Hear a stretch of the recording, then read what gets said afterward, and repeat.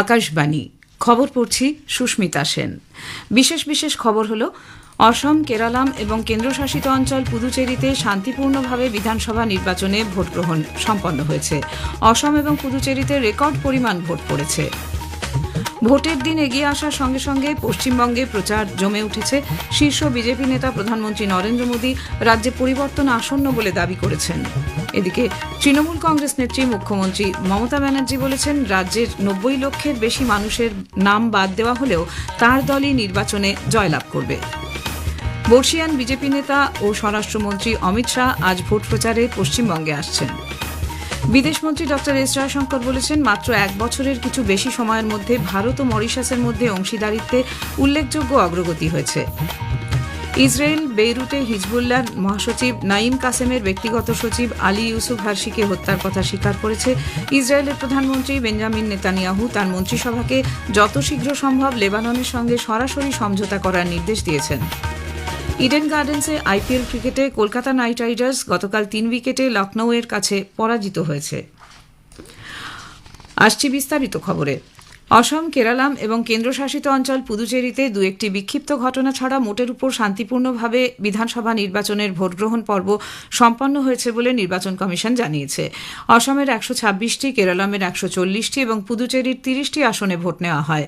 সুষ্ঠু অবাধ ভোটগ্রহণের জন্য ব্যাপক নিরাপত্তার ব্যবস্থা করা হয়। অসমে ৮৫.৯১% ভোট পড়েছে। দক্ষিণ শালমারা মানকাচার জেলায় সর্বোচ্চ ৯৫.১৭% ভোট পড়ে।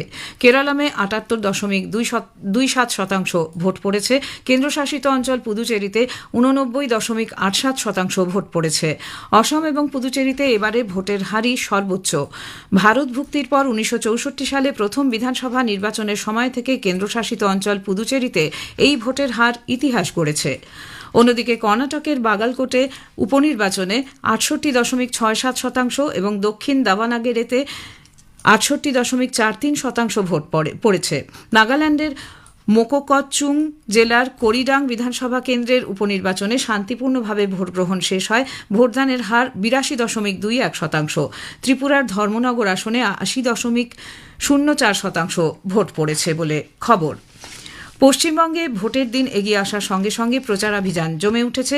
শীর্ষ বিজেপি নেতা প্রধানমন্ত্রী নরেন্দ্র মোদী গতকাল হলদিয়া, আসানসোলের পোলো গ্রাউন্ড এবং সিউড়ির পুলিশ গ্রাউন্ডে ৩টি জনসভায় রাজ্যে পরিবর্তন আসন্ন বলে মন্তব্য করেন। ক্ষমতায় এলে বিজেপির ৬টি গ্যারান্টির কথাও তুলে ধরেন তিনি। পরে বীরভূমের সিউড়িতে আরেকটি জনসভায় প্রধানমন্ত্রী আবারও রাজ্য সরকারের সমালোচনা করে বলেন, তৃণমূল কংগ্রেস মা মাটি মানুষের কথা বলে, কিন্তু এ রাজ্যে মা অর্থাৎ মহিলারা সুরক্ষিত নন। ভয় নয়, ভরসা চাই, মা বোনেদের সম্মান চাই। बाकी बहनों के लिए हर महीने मदद देने की बात हो, अन्य सुविधा हो, ये बीजेपी की हर राज्य सरकार देती है, बिना कट कमीशन देती है, जिसका हक है उसके खाते में पहुंचाती है। বিজেপির সর্বভারতীয় সভাপতি নীতিন নবীন গতকাল মালদা ও উত্তর দিনাজপুরের চাকুলিয়াতে জনসভা করেন। বিকশিত পশ্চিমবঙ্গ গড়ে তোলার লক্ষ্যে নরেন্দ্র মোদীর নেতৃত্বে এ রাজ্যে বিজেপি সরকারকে জয়ী করার জন্য আহ্বান জানান তিনি। এদিকে তৃণমূল কংগ্রেস নেত্রী মুখ্যমন্ত্রী মমতা ব্যানার্জি পাল্টা অভিযোগ করেছেন, বাংলা দখলের জন্য বিজেপির অঙ্গুলি হেলনে এসআইআর করে রাজ্যের ৯০ লক্ষের বেশি মানুষের নাম বাদ দেওয়া হয়েছে। তবে তা সত্ত্বেও তৃণমূল কংগ্রেসই বিধানসভা নির্বাচনে জয়লাভ করবে বলে উত্তর ২৪ পরগনার মিনাখায় দলীয় প্রার্থীর সমর্থনে এক জনসভায় তিনি প্রত্যয় ব্যক্ত করেন। তোমরা আজকে বাংলাকে দখল করার জন্য ৯০ লক্ষ লোকের নাম বাদ দিয়েছো। মনে রেখো, তাতেও আমরা জিতব। আমি সুপ্রিম কোর্টে গিয়ে ৩২ লক্ষ লোকের নাম তুলেছি, আগামী দিন সবার নাম তুলব। বর্ষীয়ান বিজেপি নেতা ও কেন্দ্রীয় স্বরাষ্ট্রমন্ত্রী অমিত শাহ দলীয় কর্মসূচিতে যোগ দিতে আজ পশ্চিমবঙ্গে আসছেন। দলীয় সূত্রে জানা গেছে, সকালে শহরের একটি বেসরকারি হোটেলে সাংবাদিক বৈঠকে তাঁর বিজেপির সংকল্পপত্র বা নির্বাচনী ইশতেহার প্রকাশ করার কথা। এরপর তিনি পশ্চিম মেদিনীপুরের উদ্দেশ্যে রওনা দেবেন। সেখানে ডেবরা এবং খড়গপুরে দলীয় প্রার্থীদের সমর্থনে জনসভা ও রোড শো করার কথা। সন্ধ্যায় খড়গপুরে দলের এক সাংগঠনিক বৈঠকেও শ্রী শাহ উপস্থিত থাকবেন বলে খবর। পশ্চিমবঙ্গে প্রথম দফার বিধানসভা নির্বাচনে প্রার্থীপদ প্রত্যাহারের সময়সীমা গতকাল শেষ হয়। 152টি আসনের জন্য 1586 জন প্রার্থী 2304টি মনোনয়ন পেশ করেন। এই দফায় আগামী 23 এপ্রিল ভোট নেওয়া হবে। অন্যদিকে দ্বিতীয় দফায় 142টি আসনের জন্য জমা পড়া মনোনয়নপত্রগুলি আজ পরীক্ষা করে দেখা হবে। মনোনয়ন জমা দেওয়ার শেষ দিন ছিল গতকালই। প্রার্থীপদ প্রত্যাহারের শেষ দিন 13 এপ্রিল। এই পর্বে 29 এপ্রিল ভোট নেওয়া হবে। খবর শুনছেন আকাশবাণী থেকে। বিদেশমন্ত্রী ডক্টর এস জয়শঙ্কর বলেছেন যে মাত্র এক বছরের কিছু বেশি সময়ের মধ্যে ভারত ও মরিশাসের মধ্যে অংশীদারিত্বে উল্লেখযোগ্য ও বাস্তব অগ্রগতি হয়েছে। মরিশাসের প্রধানমন্ত্রী নবীন রামগুলামের সঙ্গে বৈঠকের পর গণমাধ্যমকে দেওয়া এক বিবৃতিতে ডক্টর জয়শঙ্কর বলেন, তারা দ্বিপাক্ষিক সম্পর্কের বিভিন্ন দিক নিয়ে বিস্তারিত আলোচনা করেছেন।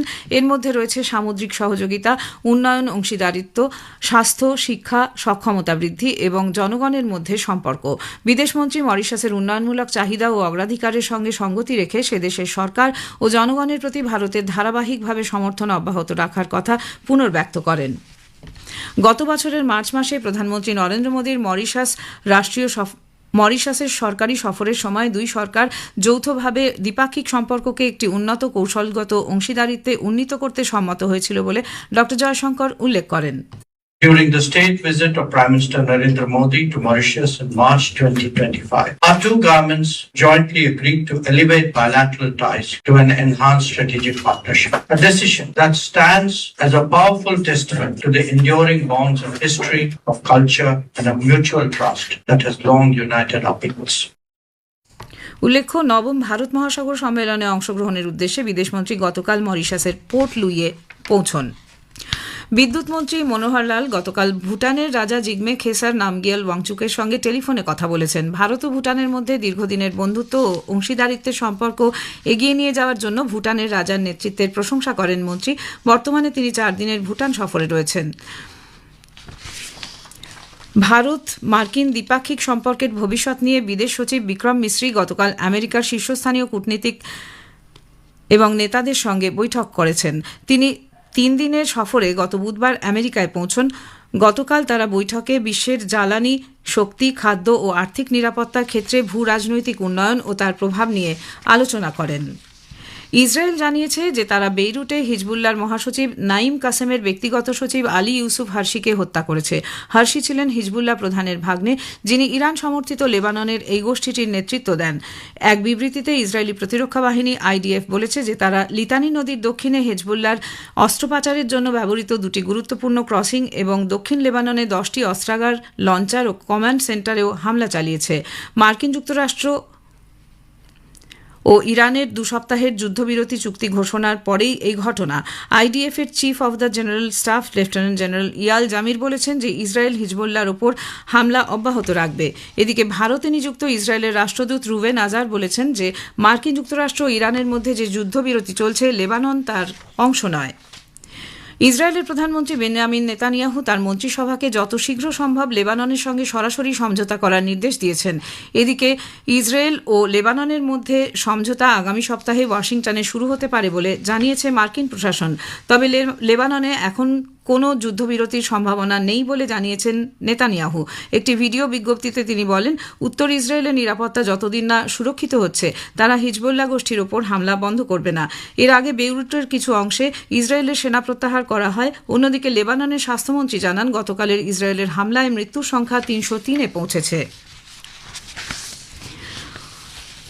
ঔষধ সরবরাহ দপ্তরের যুগ্ম সচিব সত্যপ্রকাশ TL বলেছেন, দেশে জরুরি ওষুধ সরবরাহ করতে মন্ত্রক সংশ্লিষ্ট পক্ষের সঙ্গে সমন্বয় রেখে চলেছে।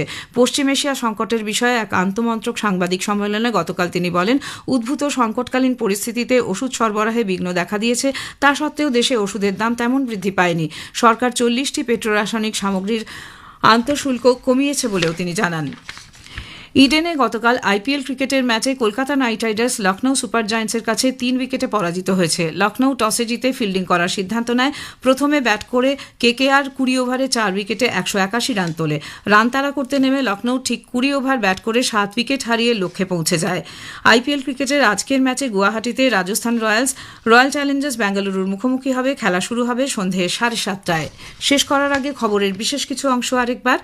অসম, কেরালাম এবং কেন্দ্রশাসিত অঞ্চল পুদুচেরিতে শান্তিপূর্ণভাবে বিধানসভা নির্বাচনে ভোট গ্রহণ সম্পন্ন হয়েছে। অসম এবং পুদুচেরিতে রেকর্ড পরিমাণ ভোট পড়েছে। ভোটের দিন এগিয়ে আসার সঙ্গে সঙ্গে পশ্চিমবঙ্গে প্রচার জমে উঠেছে। বর্ষিয়ান বিজেপি নেতা ও স্বরাষ্ট্রমন্ত্রী অমিত শাহ আজ ভোট প্রচারে পশ্চিমবঙ্গে আসছেন। খবর এখনকার মতো এ পর্যন্ত। এর পরের খবর শুনবেন সকাল 7:25 মিনিটে।